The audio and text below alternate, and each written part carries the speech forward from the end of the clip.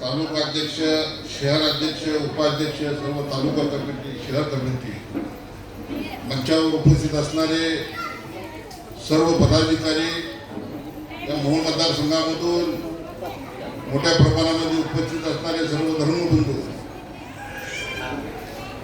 त्यांना सर्वप्रथम मानाचा जयभीम करतो.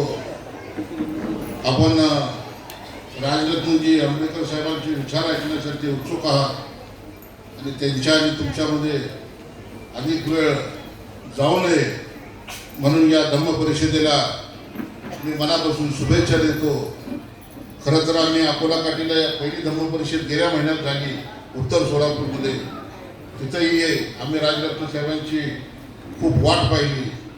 नंतर मी गायकवाड ताईंना सांगितले की ताई, मोहोळमध्ये राजरत्न आंबेडकर साहेब तुम्ही बोलवा, आपण धम्म परिषद मोठ्या प्रमाणामध्ये करू.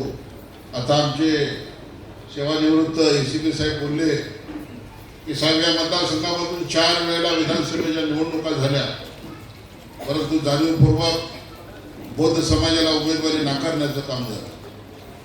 सोलापूर जिल्ह्यामध्ये 2 विधानसभेचे मतदारसंघ राखीव आहे. बाजूला असणारा माळशिरस विधानसभा मतदारसंघ, तिथं सुद्धा 4 वेळेची 4थी टर्म आहे. तिथं सुद्धा जाणीवपूर्वक बौद्ध समाजाच्या उमेदवाराला डावलण्याचं काम झालं.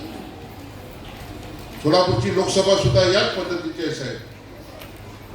आणि मग 1 लोकसभा आणि 2 विधानसभा मतदारसंघामध्ये गेल्या 4 टर्ममध्ये बौद्ध समाजाला जाणीवपूर्वक डावलून इतर समाजाला उमेदवारी देऊन बाबासाहेबांनी सांगितलं होतं की शासन करती जमात व्हा, परंतु आम्हाला निवडणुकीच्या मैदानामधून पहिलं बाहेर काढलं जातं आणि मग आम्ही शासन करती जमात कशी बनवतो. म्हणून गेले 5 वर्ष झालं आपण पाहतोय या मतदारसंघामध्ये मागं त्याला रस्ता असेल, मागं त्याला पाणी असेल, शिक्षणाच्या बाबतीमध्ये कित्येक संस्थेला CSR फंडातून आर्थिक मदत करणं असेल, आरोग्यविषयक मदत करणं असेल. राजरत्न साहेब इथं दुष्काळासारखी भीषण दहावता गेले 2 महिन्यापूर्वी पडली आणि मोहोळ तालुक्यामध्ये 15-15, 20-20 दिवस महिना पाणी येत नव्हतं. हे मोहोळ शहर नॅशनल हायवे क्रमांक 9 वर्ष अत्यंत 50-60 हजार वस्तीचं हे शहर, पण पाण्यासाठी माझ्या आई बहिणी, माताबाईंनी अक्षरशः टाहो पडत होत्या. नगरपालिका पाणी देऊ शकत नव्हती.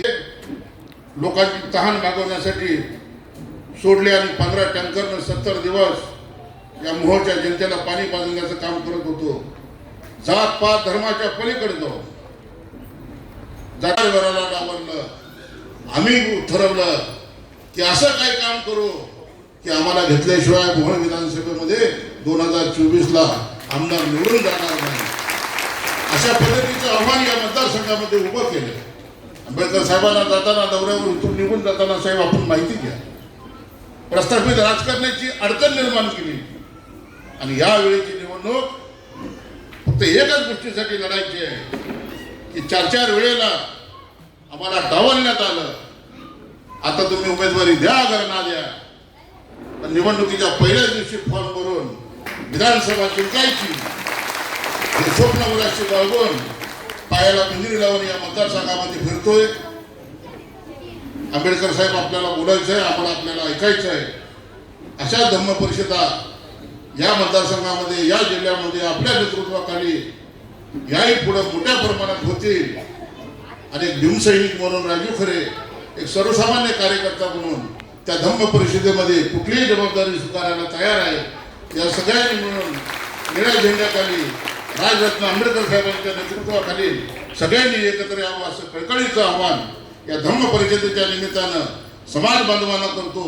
ते अत्यंत हुशार आहेत. त्यांचं भाषण मी YouTubeवर नेहमी ऐकतो. देश परदेशामध्ये त्यांचे दौरे असतात. आणि आता बाबासाहेबांच्या विचाराचा रक्ता मसाचा एक युवराज, आपला आंबेडकर घराण्यातला युवराज आज आपल्यासाठी या मोहोळ तालुक्यामध्ये आले, या जिल्ह्यामध्ये आले. त्याबद्दल मी त्यांचं मनापासून आभार मानतो आणि मी आपली रजा घेतो. जय हिंद, जय भीम, नमो बुद्धाय.